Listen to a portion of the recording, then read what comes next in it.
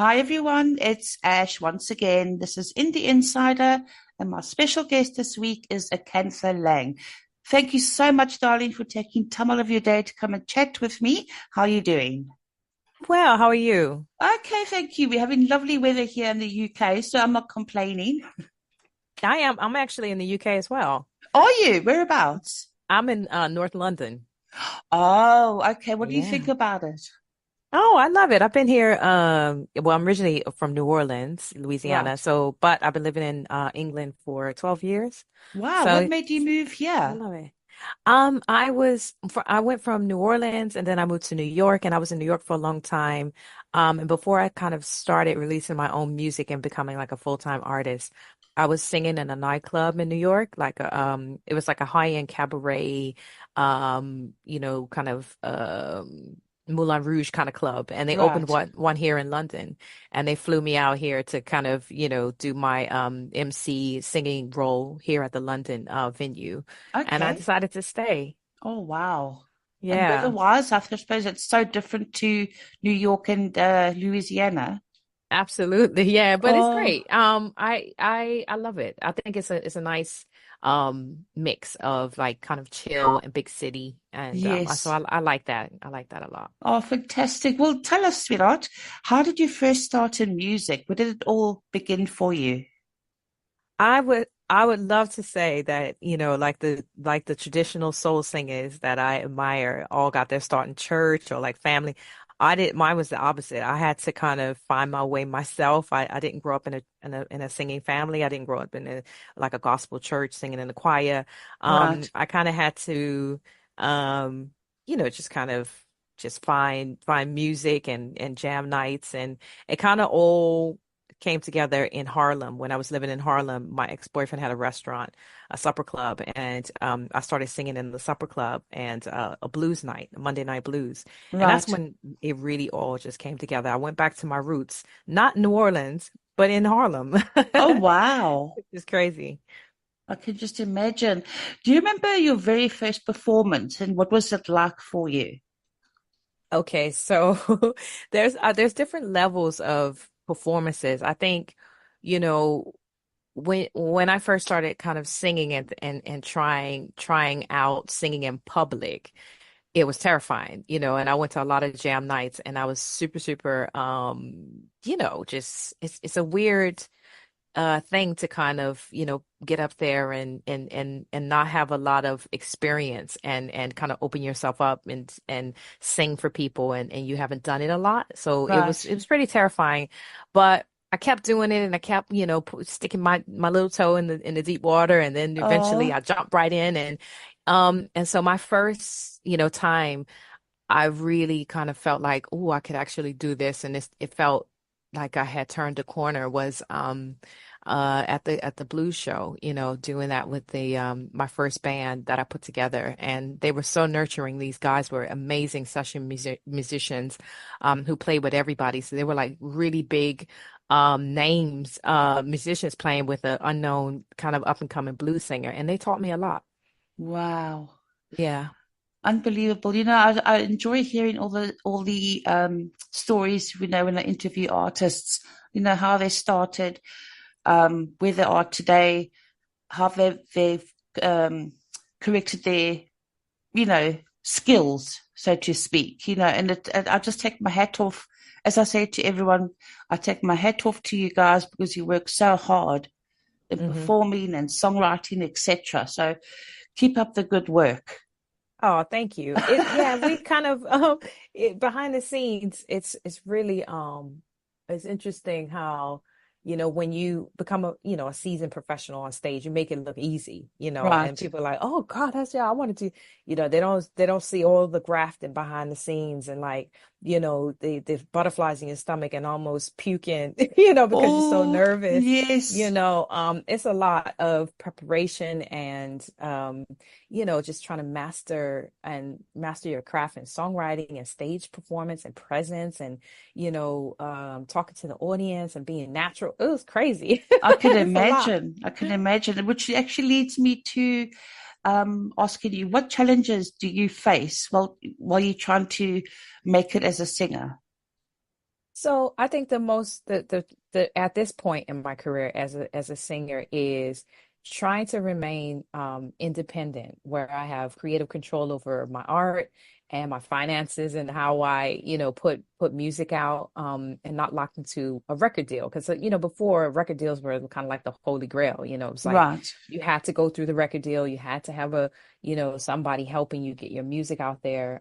There was no other way. In this new modern music business, independent artists can release their own music and kind of really create their career. And this is the right. challenging part is that you don't have those big bucks. You don't have those big marketing budgets that the record labels bring. So Yeah, the challenging bit for me is staying independent and how to kind of fund the career because it costs a lot of money to make music and people don't understand like you consume a 3-minute song but you don't know how much that money, that's and you it. on to the next. You don't know how much money and how much time went into making that one tune, and people just kind of go, "Oh yeah, next," and Yeah, and streaming doesn't pay, so it's really a weird place to be in. You got to be in it for the yeah. love. That's so true. That's so true. I mean, as you were just saying, that people don't realize or don't seem to understand the blood, sweat, and tears that you artists go through, as you say, with financially, mentally, physically. It's just all in one bubble. And, people don't seem to understand. They think, oh, it's only a 3 minute song. But it takes a lot, money, perseverance, just to, as you say, do a 3 minute track. Say that one more time. Sorry, it takes a lot of perseverance, blood, sweat, and Yes. tears, as you said earlier, and money just to do a 3, 4, 5 minute Oh, track. oh yeah, It's definitely. and it's so unfair that for you artists, independent artists, where you hardly get any streaming money Yeah, from yeah. It's Spotify. It's yeah, it's wrong. crazy. And the thing is that, in other professions, if you're a doctor or a lawyer, you train for years and years and years, Yeah, and you can get a job and buy a house and, have like stability kind of, yeah, like of if you're course. really good, you can kind of, those numbers kind of match up with the mastery, right? So if you're a Yeah. really good lawyer, you can make 6 figures or whatever musicians, it's just like we master. You could be a musician 20 to a professional musician for 20 years and you don't even know you can't even buy a house or like Oh, you're I still getting paid know. what you got paid Yeah. 20 years ago. They're like, oh, would you do come out and do this gig for 200 pounds or better yet, you want some exposure and not nothing, it's like, Wow. wow, No. so music is a strength and the world would not be the same without music. Like music is a very, very important part in everybody's lives, right? So Exactly. why is it so why is it deemed to be valueless almost, That's so It's true. crazy. It is crazy. Yeah. I mean, um, as I say, it's out of your pocket. You don't get financial gain from a record Hmm. label. It's out of your pocket, and Hmm. it doesn't. It's not free to travel That's to the right. venue, to set up, etc. Hmm. Your Hmm. time. I know we could go on and on and on, but it's just so unfair these days. It really, really is unfair.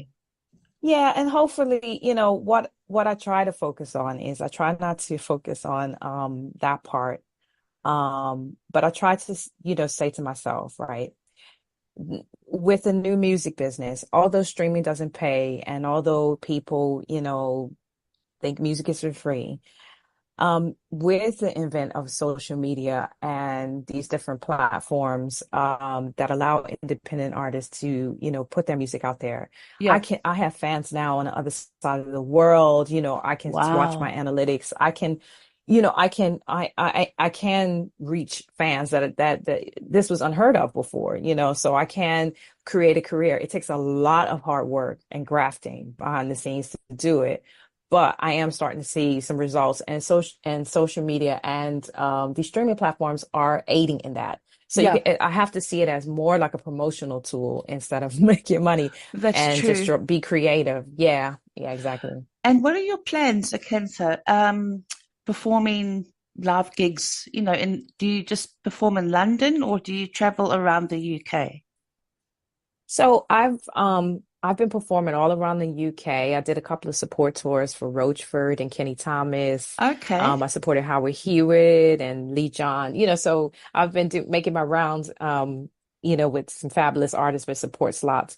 I'm working on my first headline tour, around the UK, hopefully.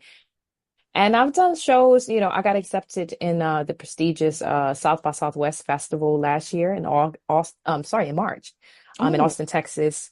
I just did a couple of shows in the Canary Islands and Spain, Paris. So I am getting wow. out there and people are buying tickets, outside of the UK. So this is Wow. very, very promising. And you know what's crazy? Remember I just said that streaming has been helping me get discovered by people and fans. When Yeah, I got booked for two Spanish festivals in Spain last year, and like close to each other, like and I actually went out, and did both of the gigs. And I right. asked the promoter, I said, how did both of them? I said, how did you hear about me? I'm always curious because it was just so random.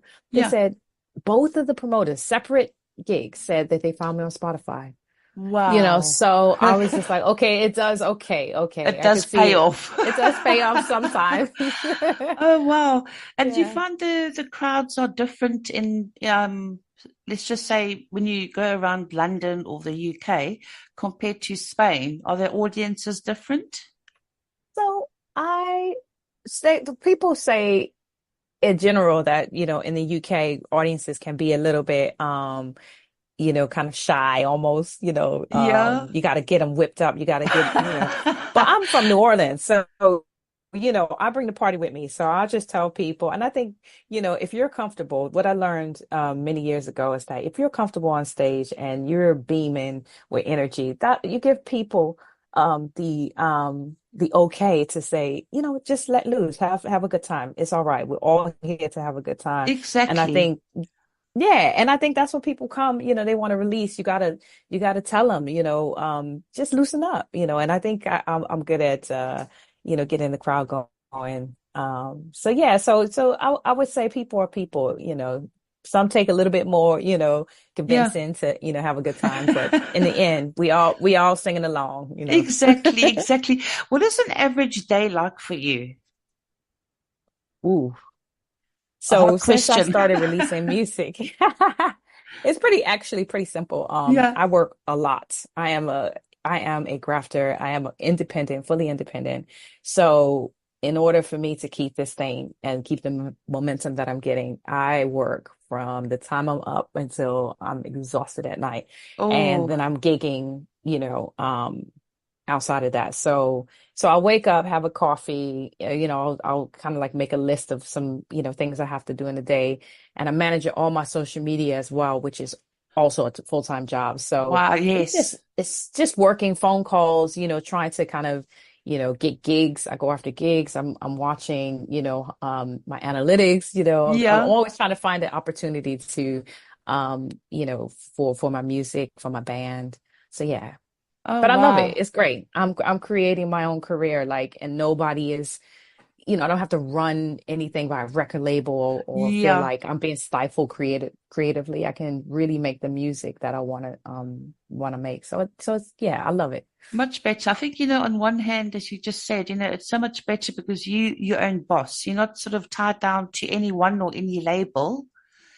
You just do what you want to do when you want to do it and not sort of get told, right, today you'll do this, in 2 hours you'll do that. I think, to me, it's not really worth it. Just you do what you want to do That's right. at your Yes. pace, not at Hmm. somebody else's pace. Yeah, and that's the beauty of being independent. I literally can make all my first album came out last year, June 30th. And every time I pick it up, I literally can say I had a hand in every single Yeah, detail. And it came from me. It came from me. It's my story. It's my pictures. I wasn't trying to fit in a trend. I yeah, wasn't trying to, be viral. It was literally, I made some music that I loved, and I told my stories. I told my truth. I put some pictures on it. I was intentional about what I said, and I put it out in the world. And that's me. That was my debut. I'm so proud of it. I can So yeah. imagine. Well, good. I think, that's a good thing to do. It's just you decide what you want to do. And that also, this is my next question. How do you decide which songs make it onto your album? Um, I think I had a good idea, a good collection of songs before I released the album. I released a bunch of singles. So I was kind of piecing together the story as I was going along, and to end up on my album, which was called Beautiful Dreams. And I think it was just it kind of this it was pretty easy to pick the songs because they were already kind of written for the album. I had them already like kind of waiting to go on Right. the album, and putting them in order, to how was I gonna, like when people put the record on, I wanted it to kind of take people on a journey throughout, emotions, stories. And so yeah, it was fun. It was a fun process doing that. I can imagine. And now you're just talking about your cover art of your latest album. Does Mhm. the cover art correspond to each track on the album or just to a certain track? So I released a bunch of singles, and so the single Yeah, artwork definitely was it told the story of the song in some kind of way. For instance, the one that I really had to work on was the song that I wrote about my mom's life. I wrote a song about her, right. and her name is Lois Lane, like Superman. Oh, Um, and the story's all about her being a single parent and raising four kids, by herself and stuff. So, and we grew up in New Orleans, and so when I was working with the graphic artist, I really wanted it to um look like a snapshot of my mom with my other three siblings in front of the house in New Orleans, and kind of oh. capture a moment of us kind of looking there. So it's a beautiful piece of artwork. And I gave him a couple of pictures of my mom and my brothers and sisters and me, and he did a fabulous job. So that's just kind of one example of how the artwork kind of matched the Oh, that's song. so sweet. Honestly, a cancer that pulls my heartstrings. That is so adorable, really. Ah, thank you. And that's something to remember by, I think that's a very special album because of that. Yes, definitely. And then for the main album artwork, like the album, which was gonna, be pressed on vinyl and CD. I wanted something that was kind of classic and simple, and I knew I wanted it to be me, and so this photographer did a bunch of we did some a photo shoot with a photographer, and there was this one picture that she captured that was just had this kind of just stern yet soft look on my face, and it just had like was just my shoulders, and I went with that because it was just like it wasn't really like I didn't want something like a beauty shot or anything too kind of made up, because I just Right. wanted something natural and real. And this, the album artwork, I think I nailed that sentiment. Oh, fantastic. And okay, so what are your plans for the next coming months? Do you have plans for a tour or when are you next performing and where? So my next couple of months, so at the end of August is really busy. I'm doing a tribute to Gladys night Oh, very nice. at the Boysdale Canary Wharf. And then I have two festivals, the Way Fest, and then the Rye Jazz Festival. And then I'm heading to Spain to do my first shows in Valencia, Zaragoza, and Palencia. So that's the end of August. And I'm excited about I that. can imagine. Well, I wish you all the best. Unfortunately, we're out of time. But Oh. I know. Before we go, if you could just tell the listeners where they can follow you or to stream your music or to even buy your merchandise. So yes, so I have a website. So if you want to find out all the juicy bits, or you can Oh, always find it on acanthalang.com. You'll find all my social media there. But if you just want to go direct, I am on all social media platforms under my name, Acantha Lang. And I do have a merch site, which is also on, you could shop tab on my website. And you can stream my music on Spotify, Amazon, Apple, Deezer, everywhere that Oh, you listen to your fantastic. music, you can find my album. And I just released a cover of Bill Withers' Grandma's Hands as well. Oh, wonderful. So please, everybody listen up, buy this music. Otherwise, I'll come and haunt you. Beautiful Dreams is the album. Oh, well, there you go. Opposite of haunting. That's right. Well, Akantha, I want to thank you once again for taking time out of your day to come and chat with me. And I'm hoping that we catch up soon. I thank you so much for speaking with me. It was a lovely chat. Oh, I enjoyed it. Well, thank you so much, Akantha, and enjoy the Thank rest of you. your day. All right, you too. Thanks, Akantha. Bye-bye. Bye.